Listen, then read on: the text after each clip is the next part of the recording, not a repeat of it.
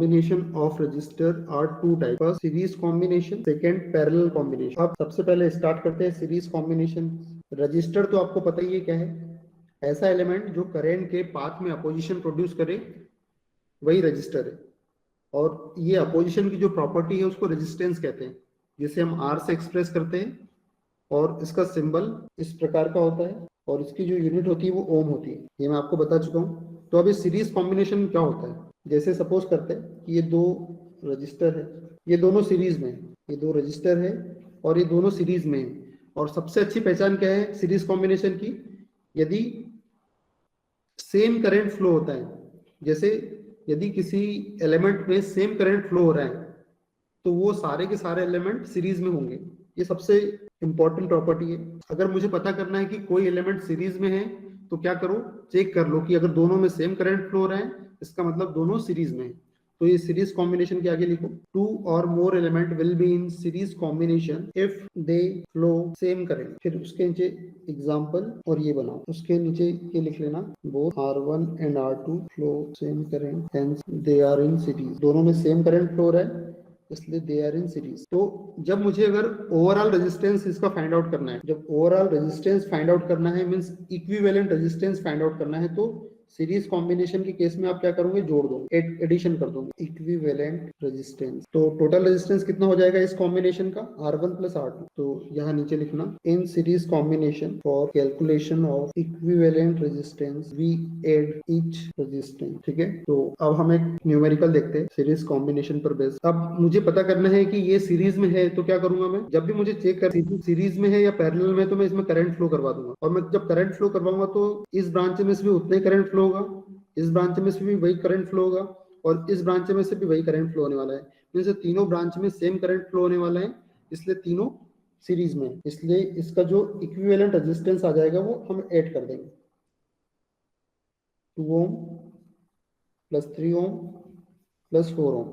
क्योंकि ये सीरीज में है और कैसे पता चला मुझे, मैंने जब करंट फ्लो करवाया तो तीनों ही एलिमेंट में सेम करंट फ्लो हो रहा है, इसलिए मुझे पता चल गया कि ये सीरीज कॉम्बिनेशन में 3 2 5 4 9 हो। तो एक क्वेश्चन करते हैं, क्वेश्चन नंबर 1, ये आप लोगों को सॉल्व करना है। ठीक है, क्वेश्चन है find the current in 6 ohm. Question number 2, ये जो दूसरा क्वेश्चन नंबर 2 है उसमें आपको एक तो ये आई की वैल्यू फाइंड आउट करना है और दूसरा इस 5 ओम के अक्रॉस वोल्टेज पता करना है। देखो यहाँ पर तो कोई प्रॉब्लम नहीं है, ये 30 वोल्ट है, यहाँ बीच में और कोई रेजिस्टेंस नहीं है, इसलिए पूरा का पूरा 30 वोल्ट किससे मिलने वाला है, इस 6 ओम को मिलने वाला है। जब बीच में कोई एलिमेंट है ही नहीं तो पूरा पूरा किसको मिलेगा, आपको। सबसे अच्छा एग्जाम्पल, अगर कोई एक लौता लड़का है अपने घर का तो पूरी संपत्ति किसकी है, उस अकेले की रहेगी क्योंकि बीच में कोई है ही नहीं। तो वैसे यहाँ पर भी ये 30 वोल्ट है, तो अब कोई है ही नहीं तो पूरा का पूरा 30 वोल्ट किसे मिलने वाला है, 6 ओम को मिलने वाला है। तो इस 6 ओम के ऊपर वोल्टेज हो गया 30 वोल्ट। अब मुझे करंट निकालना है, मुझे इस 6 ओम में से फ्लो होने वाला करंट फाइंड आउट करना है। तो मैं हमेशा, अभी मैंने बताया कि I इक्वल टू होता है V अपॉन R। तो जिस ब्रांच में मुझे करंट फाइंड आउट करना है उस ब्रांच का वोल्टेज और उस ब्रांच का रेजिस्टेंस, जिस ब्रांच में करंट फाइंड आउट करना है उसका वोल्टेज और उस ब्रांच का रेजिस्टेंस, तो ये करंट पता चल जाएगा मुझे यहाँ से 5 एम्पियर यहाँ पर। अब यहाँ मुझे इस सोर्स से कितना करंट निकल रहा है वो पता करना है मुझे। ये 130 वोल्ट की सप्लाई में दे रहा हूँ, तो इस 132 के कारण जो करंट निकलेगा वो इसमें से भी जाएगा, इसमें से भी जाएगा और इसमें से भी जाएगा, इसलिए तीनों कंसिडर होंगे, इसलिए ये तीनों कंसिडर होंगे। तो ये 132 वोल्ट के सामने कौन कौन सा रेजिस्टेंस है, ये 2 ओम भी है, 5 ओम भी है, 6 ओम भी। अब ये जो इसमें से जो करंट निकलेगा वो 2 ओम में से भी जाएगा, वही करंट 5 ओम में से भी जाएगा और सेम वही करंट 6 ओम में से भी जाएगा, मतलब तीनों सीरीज में। जब तीनों सीरीज में है तो तीनों क्या हो जाएंगे, ऐड हो जाएंगे, सीरीज कॉम्बिनेशन में एडिशन हो जाता है। तो ये कितना हो जाएगा 5 6 11 और ये 13 ओम, और ये जो वोल्टेज है ये 132 वोल्ट, ये 130 वोल्ट। तो अब इस 13 ओम में से कितना करंट जाएगा, सेम वही, ये 132 पूरा का पूरा 13 ओम पे चला जाएगा क्योंकि एक ही। तो करंट, जिस ब्रांच में करंट निकालना है उसका वोल्टेज और उस ब्रांच का रेजिस्टेंस, तो यहाँ कितना हो जाएगा 10 एम्पियर। यहाँ से 10 एम्पियर करंट निकल रहा है यहाँ से, मतलब आई की जो वैल्यू आ गई वो आ गई 10 एम्पियर। अब मैंने पूछा है कि 5 ओम के अक्रॉस कितना वोल्टेज ड्रॉप हो रहा है, तो ये 10 एम्पियर जाएगा जाएगा जाएगा और 5 ओम से मिलेगा। जैसे ये 5 ओम से मिलेगा तो यहाँ कितना वोल्टेज का ड्रॉप हो जाएगा, 50 वोल्ट का। क्योंकि क्या बताया था मैंने, वोल्टेज क्या होता है ओम के लॉ के अकॉर्डिंग, जब रेजिस्टेंस से करंट मिल जाता है तो क्या प्रोड्यूस होता है, वोल्टेज का ड्रॉप प्रोड्यूस हो जाता है, वोल्टेज प्रोड्यूस होता है। तो ये 10 एम्पियर गया गया गया गया और जैसे ही 5 ओम से मिला, ये करंट जैसे ही रेजिस्टेंस से मिलता है तो क्या प्रोड्यूस हो जाता है, वोल्टेज प्रोड्यूस हो जाता है। तो ये 10 एम्पियर का करंट यहाँ से गया और जैसे ही इस 5 ओम से मिला तो 50 वोल्ट का वोल्टेज ड्रॉप हो जाएगा, क्योंकि रेजिस्टेंस तो पहले से ही था। फिर करंट जैसे घूमते घूमते आया और उससे मिला तो क्या हो गया, 50 वोल्ट का वोल्टेज ड्रॉप प्रोड्यूस हो गया। तो 5 ओम के अक्रॉस कितना वोल्टेज है, तो आप समझ गए होंगे। अब एक बात और देखो सर, हाँ बोलो। ये 50 ओम वाला फिर से रिपीट कीजिए ना, 50 वोल्ट वाला। देखो ओम का लॉ क्या बोलता है कि जब रेजिस्टेंस से करंट मिलता है तो क्या प्रोड्यूस होता है, वोल्टेज। क्योंकि ओम के लॉ के अकॉर्डिंग V इक्वल टू कितना होता है, आर इन टू आई, है ना। ओम का लॉ क्या बोलता है, जब रेजिस्टेंस और करंट मिलते हैं तो क्या प्रोड्यूस होता है, वोल्टेज। तो ये 5 ओम का रेजिस्टेंस है, ये 10 एम्पियर का करंट गया और जैसे ही इस 5 ओम से मिला, मिलने का मतलब प्रोडक्ट हुआ, तो क्या हुआ, 5 ओम में ये 10 एम्पियर का प्रोडक्ट होगा तो कितना हो जाएगा, 50 वोल्ट। क्लियर है। जैसे चलो वो भी छोड़ो, अगर तुम्हें और ज्यादा कंफ्यूजन हो रहा है तो मैंने अभी थोड़ी देर क्या बताया, जिस ब्रांच का वोल्टेज फाइंड आउट करना है उसका रेजिस्टेंस और उसमें कितना करंट फ्लो हो रहा है, वो होता है वोल्टेज।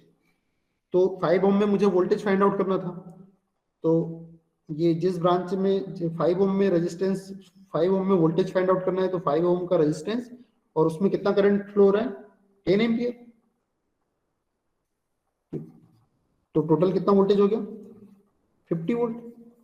तो इस 5 ओम में कितना वोल्टेज का ड्रॉप हो रहा है, 50 वोल्ट का वोल्टेज ड्रॉप हो रहा है। क्लियर है। Yes sir. और चलो अगर मैं यहाँ पर ऐसा लगा दूं, चलो करो जरा वही same question, current find out करो और इस 5 ओम में वोल्टेज फाइंड आउट, वोल्टेज दोनों जीरो नहीं हो जाएंगे। फिर 5 ओम में भी वोल्टेज चाहिए मुझे और इस 2 ओम में भी वोल्टेज चाहिए। चलो कौन कौन बोल रहा है कि जीरो हो जाएगा, सर जीरो हो जाएगा सर, जीरो हो जाएगा। ये सर आई और शॉर्ट सर्किट हो जाएगा सर, पर शॉर्ट हो जाएगा वो शॉर्ट रजिस्टर। देखो सर्किट। जो जो जीरो बोल रहे हैं उनका आंसर गलत है, ठीक है, और ट्राई करो। सर वो ही जाएगा क्या, पहले सर वाला। वो रेजिस्टेंस काम करना बंद कर देगा। वोल्ट रहेगा 20। चलो अब समझो, आप जो बोल रहे हो वो गलत क्यों बोल रहे हैं। देखो ये सोर्स से करंट निकलेगा तो करंट इस 5 ओम में नहीं जाएगा। अब देखो करंट यहां तक तो जाएगा, उसमें तो कोई डाउट ही नहीं है। करंट यहां से निकला, ये 10 एम्पियर नहीं है, करंट इस सोर्स से निकलेगा, जो जितना भी करंट यहां से निकलना है निकलेगा। अब शॉर्ट सर्किट तो यहां पे बना है ना, उसके पहले तो कोई शॉर्ट नहीं था, शॉर्ट सर्किट तो यहां बना है। तो जब करंट यहां से निकला, करंट यहां से निकला और यहां तक गया, फिर यहां जाने के बाद उसके पास दो रास्ते थे, या तो वो इस 5 ओम में से जाएगा या तो वो इस शॉर्ट सर्किट में से जाएगा। तो वो कौन सा रास्ता प्रेफर करेगा, डेफिनेटली शॉर्ट सर्किट वाला रास्ता प्रेफर करेगा। तो उसके बाद वो ये शॉर्ट सर्किट में से होता हुआ, ये शॉर्ट सर्किट में से होता हुआ फिर इधर आ जाएगा। तो कहने का मतलब है कि ये जो ब्रांच है, अब ये सर्किट को रीअरेंज करते हैं, ये 80 volt voltage source as it is रहेगा, ये 2 ओम की ब्रांच भी एज इट इज रहेगी।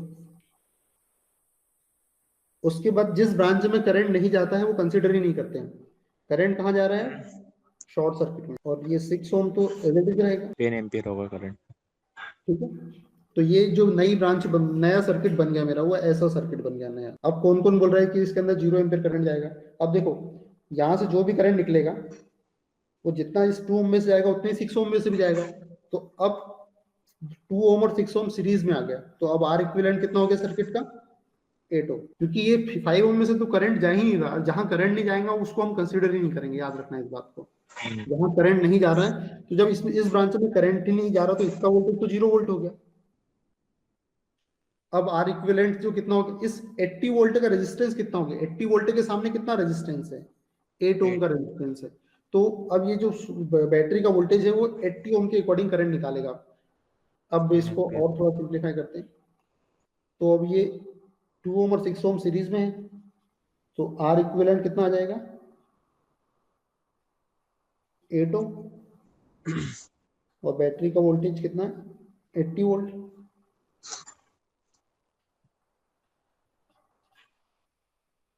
तो यहाँ से करंट निकला आई, तो अब इस ब्रांच जो 80 वोल्ट का पूरा कहाँ आ जाएगा, इस 8 ओम पे आ जाएगा, क्योंकि अब एक ही, तो करंट कितना हो जाएगा, जिस ब्रांच का मुझे करंट फाइंड आउट करना है उस ब्रांच का वोल्टेज अपॉन टोटल रेजिस्टेंस, जो कि 8 ओम है। तो कितना करंट फ्लो हो रहा है यहाँ से, 10 एम्पियर, 10 एम्पियर करंट यहाँ से निकलेगा। तो आई की वैल्यू कितनी हो गई यहाँ पर, 10 एम्पियर। और 2 ओम में कितना वोल्टेज का ड्रॉप हो रहा है, 20 वोल्टेज। 10 एम्पियर 2 ओम से मिलेगा तो कितने वोल्टेज का ड्रॉप होगा, 20 वोल्ट, क्योंकि रेजिस्टेंस से जैसे ही करंट मिलेगा तो क्या प्रोड्यूस होगा, वोल्टेज का ड्रॉप प्रोड्यूस होगा। ठीक है, ये आई आर से मिला, क्योंकि वोल्टेज क्या होता है, आर इंटू आई। जैसे ही करंट इस रेजिस्टेंस से मिलेगा तो वोल्टेज ड्रॉप प्रोड्यूस होगा, तो यहाँ 20 वोल्ट का वोल्टेज ड्रॉप हो रहा है। तो चलो कॉपी करो जरा इसे। और कुछ डाउट है तो बताओ, फिर से समझाता हूँ साइड में। इसकी रिकॉर्डिंग हो रही है, जैसे मैं अपलोड कर दूंगा, डोंट वरी। किसी को डाउट तो नहीं है, डाउट हो तो बिना संकोच के पूछो, कोई प्रॉब्लम नहीं है। जब तक ये बच्चे कॉपी कर रहे हैं तब तक मैं आपको समझा दूंगा, अगर किसी को लगता है कि मुझे समझ में नहीं आया। So can you explain this again? Okay, ये 2 ओम की एक ब्रांच है, ये 5 ओम की एक ब्रांच है, और ये 6 ओम की ब्रांच है, ये 80 वोल्ट है, और यहाँ पर ये शॉर्ट हो गया। तो इस सोर्स से करंट निकलेगा, ये करंट निकला निकला निकला, यहाँ तक तो जाएगा वो, इस पर्टिकुलर पोजीशन तक तो पूरा आई करंट गया, यहाँ तक पूरा आई करंट, ये आई करंट यहाँ से निकला, और ये 2 ओम तक तो उसके सामने कोई प्रॉब्लम थी नहीं, तो वहां तक गया आई करंट। और फिर जैसे ही यहाँ पर आया, इसके सामने दो रास्ते हो गए, एक तो बोले मैं 5 ओम में चला जाऊं या फिर 0 ओम में चला जाऊं। तो स्वाभाविक सी बात है, अगर आपको कोई करंट की जो, चलो आपको नहीं, जो करंट की खासियत होती है कि वो लो रेजिस्टेंस के पाथ को प्रेफर करता है।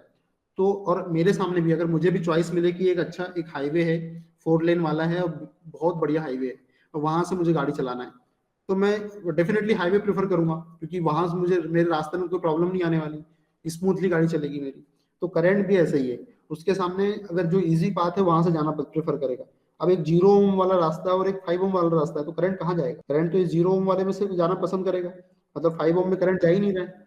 जब 5 ओम में से करंट जा ही नहीं रहा है, मतलब इसका कोई सेंस ही नहीं बनता इस रेजिस्टेंस। तो ये मेरा सर्किट बन गया, ये वाला, ये 2 ओम और 6 ओम। तो अब मुझे टोटल रेजिस्टेंस फाइंड आउट करना है, तो टोटल रेजिस्टेंस कितना हो जाएगा, ये दोनों सीरीज में, क्योंकि जितना करंट इस 2 ओम में से फ्लो हो रहा है उतना ही करंट इस 6 ओम में से भी फ्लो हो रहा है, क्योंकि करंट कहीं बट ही नहीं रहा है ना, यहाँ से गया और ये इधर, मतलब जितना करंट 2 ओम में फ्लो रहा है उतना ही 6 ओम में से फ्लो रहा है, इसलिए टोटल रेजिस्टेंस कितना हो जाएगा, 8 ओम, क्योंकि सीरीज कॉम्बिनेशन है। और कैसे पता चला सीरीज कॉम्बिनेशन है, अगर हमारे जितने भी एलिमेंट है उसमें से अगर सेम करंट फ्लो तो सीरीज में है, तो ये आर इक्विवेलेंट निकल गया।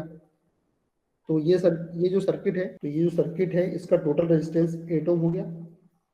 ये 80 वोल्ट की वोल्टेज सप्लाई है, तो इसमें जो करंट फ्लो होगा, कितना करंट फ्लो होगा, इस ब्रांच में मुझे करंट फाइंड आउट करना है, तो इस ब्रांच के ऊपर वोल्टेज कितना, 80 वोल्ट, क्योंकि इसके पास कोई है ही नहीं, बस एक लौता सन है ये, तो पूरी की पूरी संपत्ति इसी की, 80 वोल्ट पिताजी है, ये बच्चे हैं, एक लौता बच्चा है, इसलिए पूरी संपत्ति इसकी 80 वोल्ट ये, तो पूरा का पूरा 80 वोल्ट इसके ऊपर अपेयर हो जाएगा।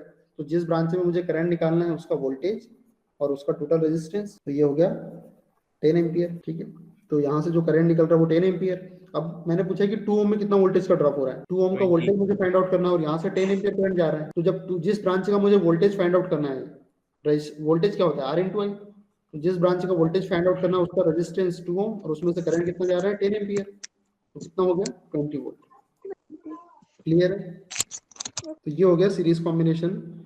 फिर अब बात करते हैं पैरेलल कॉम्बिनेशन। हेडिंग डालिए पैरेलल कॉम्बिनेशन। क्या होता है पैरेलल कॉम्बिनेशन, वो देखो। पैरेलल कॉम्बिनेशन को ऐसे समझो कि दो ब्रांच है, ये दोनों पैरेलल में, ये R1 रेजिस्टेंस है, ये R2 रेजिस्टेंस है, और ये दोनों ब्रांच पैरेलल में है। कैसे पता, याद रखना, जब भी पैरेलल कॉम्बिनेशन का मुझे पता करना है तो पैरेलल कॉम्बिनेशन चेक करने के लिए क्या करो, ये दोनों ब्रांच पैरेलल में, अब मुझे पता करना है कि ये पैरेलल में है या नहीं है, तो क्या करो, ये दोनों के कॉम्बिनेशन पे करंट फ्लो करवाओ। जब दोनों के कॉम्बिनेशन पे करंट फ्लो कराऊंगा तो एक I1 करंट यहाँ चला जाएगा और यहाँ पर I2 करंट चला जाएगा।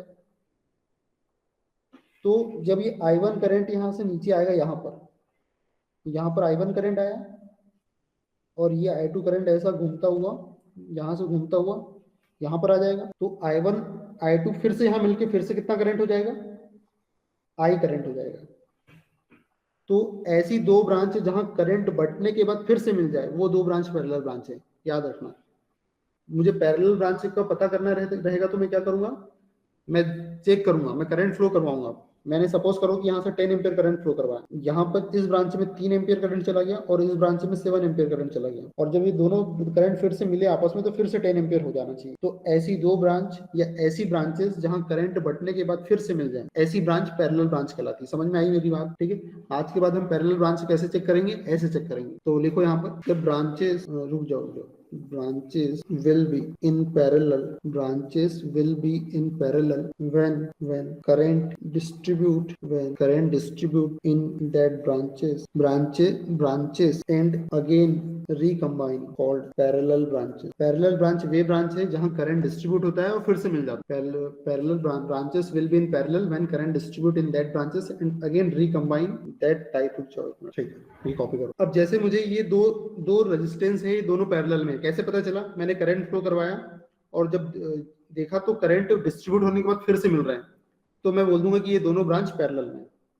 तो जब पैरेलल ब्रांच है तो इन दोनों को, यदि मुझे दोनों रेजिस्टेंस को हटा के सिंगल रेजिस्टेंस में कन्वर्ट करना है, इन दोनों रेजिस्टेंस को हटा के सिंगल रेजिस्टेंस में कन्वर्ट करना है, तो मैं ये वाला फार्मूला लगाऊंगा, R equivalent equal to R1 R2 upon R1 plus R2।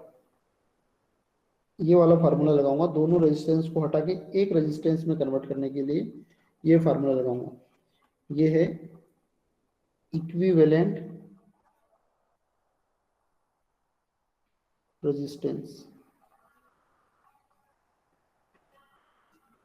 तो इन दोनों रेजिस्टेंस को हटाकर सिंगल रेजिस्टेंस में यदि मुझे बदलना है तो मैं ये फार्मूला लगा दूंगा। तो फिर मैं उन दोनों रेजिस्टेंस को हटा दूंगा और उसकी जगह पर एक सिंगल रेजिस्टेंस लगा दूंगा R। तो इस प्रकार से हम R इक्विवेलेंट निकालेंगे। चलो कुछ एग्जांपल देखते हैं। अब ये दो ब्रांच पैरेलल में है या नहीं है उसके पता करना है, तो क्या करूँ, यहाँ से करंट फ्लो करवाएंगे, एक करंट यहाँ जाएगा और एक करंट यहाँ जाएगा, और जब दोनों करंट जब फिर से मिलेंगे, यहाँ पर I1 आएगा और I2 यहाँ से घूमकर आएगा, जब दोनों करंट फिर से मिलेंगे तो फिर से वो I बन जाएगा। तो ये इससे मुझे समझ में आ गया कि ये दोनों ब्रांच पैरेलल में। तो जब ये दोनों ब्रांच पैरेलल में है तो ये R1 की वैल्यू कंसीडर कर लेते हैं और ये R2 की वैल्यू कंसीडर कर लेते हैं।